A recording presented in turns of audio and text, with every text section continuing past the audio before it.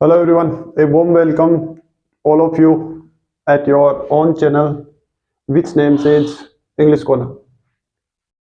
बिना इधर उधर घुमाए सीधे मुद्दे की बात करते हैं। आज का हमारा जो टॉपिक है वो होने वाला है आर्टिकल, और ये वो वाला आर्टिकल नहीं है जिसमें अपन ए एन डी के बारे में पढ़ते हैं। इनसे इसका कोई लेना देना नहीं है क्योंकि उनको हम पहले ही डिस्कस कर चुके हैं। तो फिर ये कौन से आर्टिकल हैं? ये आर्टिकल है जिसको लेख कहा जाता है। और लेख जो है वो दो टाइप्स के होते हैं, दो जगह यूज किए जाते हैं, आइदर इन मैगजीन और न्यूज़पेपर। तो या तो किसी पत्रिका में या फिर अखबार में,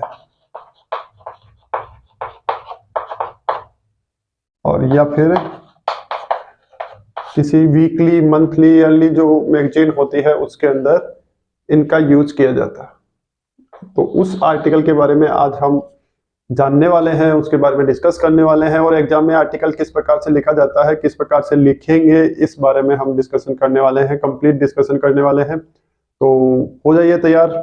और यदि सब्सक्राइब नहीं किया है तो चैनल को सब्सक्राइब कीजिए और शेयर कर दीजिए एक बार। तो ये दो प्रकार का आर्टिकल होता है, जो या तो न्यूज़पेपर में छपता है या फिर मैगजीन में छपता है। तो वो लिखने के लिए हमें किन किन बातों का ध्यान रखना है? तो एक तरीके से अपन उसका फॉर्मेट कह सकते हैं, उसको प्रारूप कैसा होगा आर्टिकल का। तो सबसे पहले जो काम हमें करना है आर्टिकल लिखते समय वो है टाइटल। टाइटल का मतलब शीर्षक, और इसका जो शीर्षक है वो आई कैचिंग होना चाहिए। कैसा होना चाहिए? आई कैचिंग होना चाहिए। पढ़ने वाले का ध्यान अपनी ओर खींचने वाला होना चाहिए। मतलब एक इंटरेस्टिंग टाइटल होना चाहिए जिसको देखकर कोई भी व्यक्ति या कोई भी रीडर जो है वो उस आर्टिकल को पढ़ने के लिए इंस्पायर हो, उसके मन में क्यूरियोसिटी आए कि वो उस आर्टिकल को पढ़े। तो जो टाइटल है, शीर्षक है, वो कैसा होना चाहिए? आई कैचिंग होना चाहिए और रिलेटेड टू द सब्जेक्ट होना चाहिए। जिस सब्जेक्ट पे आर्टिकल लिखा गया है उसी से रिलेट करता हुआ होना चाहिए, उसी से रिलेटेड होना चाहिए, संबंधित होना चाहिए। तो ये दो बातों का ध्यान रखेंगे, थोड़ा सा इंटरेस्टिंग टाइटल और उसके साथ साथ रिलेटेड टू द टॉपिक। ठीक है। सेकंड नंबर पे हम नेम लिखेंगे राइट हैंड साइड में।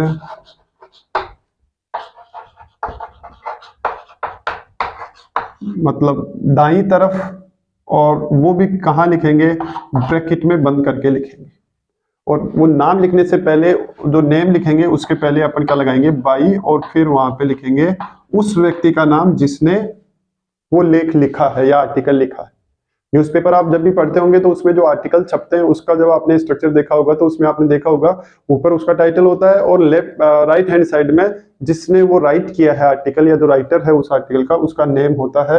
तो आप जब वो आर्टिकल लिखने के लिए ट्राई करेंगे तो जैसे आपने ये टाइटल लिखा, टाइटल वही पेज के बीचों बीच दोनों तरफ इक्वल स्पेस छोड़ते हुए, और फिर इधर राइट हैंड साइड में बाई लगाकर राइटर का नेम लिख देंगे और उसको ब्रैकेट के अंदर बंद कर देंगे।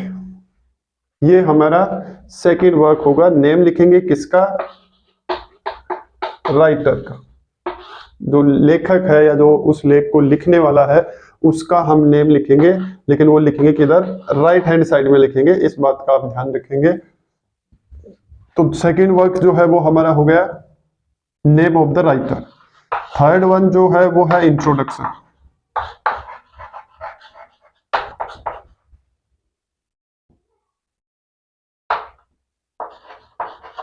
इंट्रोडक्शन, या इसको आप प्रस्तुतिकरण कह दीजिए या फिर आप उसको परिचय कह दीजिए। तो जिस टॉपिक पे भी लेख लिखा गया है उसकी एक स्टार्टिंग इंफॉर्मेशन जो है, मतलब किसी भी बात को शुरू करने के लिए एक हमें मतलब एनवायरनमेंट बनाना पड़ता है, उसकी भूमिका बनानी पड़ती है। तो वो ही चीजें अपन इस इंट्रोडक्शन में लिखेंगे। अब उसमें अपन क्या लिखेंगे ऐसा?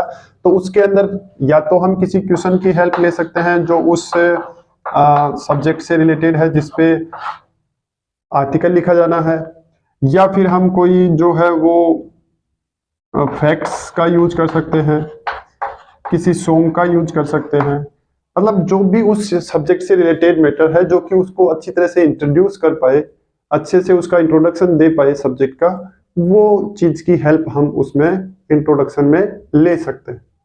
तो तीन चीजें हो गई, तीन बातें हो गई जिनका हमें ध्यान रखना है। टाइटल पेज के बीचों बीच आई कैच करने वाला और उसके साथ साथ सब्जेक्ट से रिलेट करने वाला।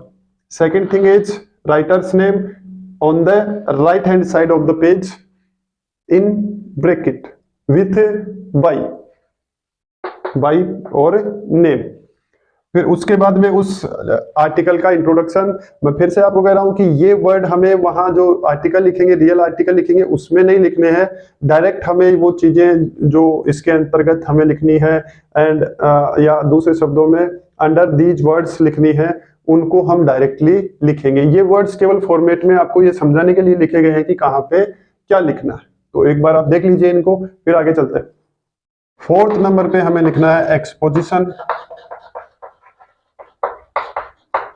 एक्सपोजिशन का मतलब होता है विस्तारीकरण।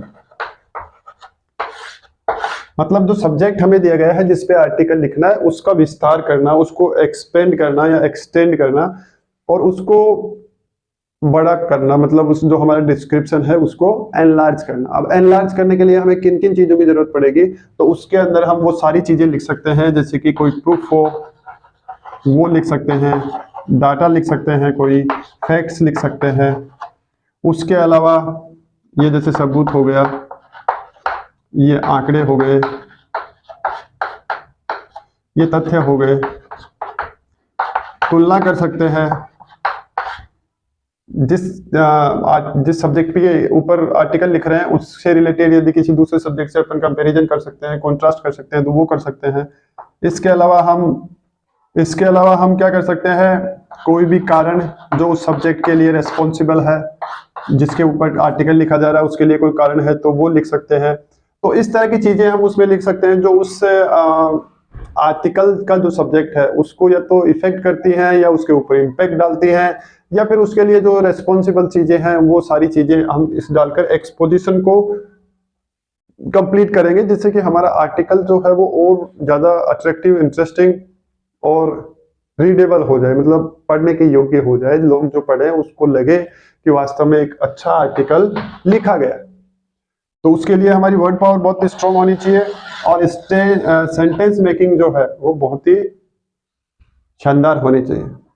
तो हमारा आर्टिकल जो है वो ऑटोमेटिकली दूसरों का जो कंसंट्रेशन या अटेंशन है वो अपनी तरफ अट्रैक्ट करेगा।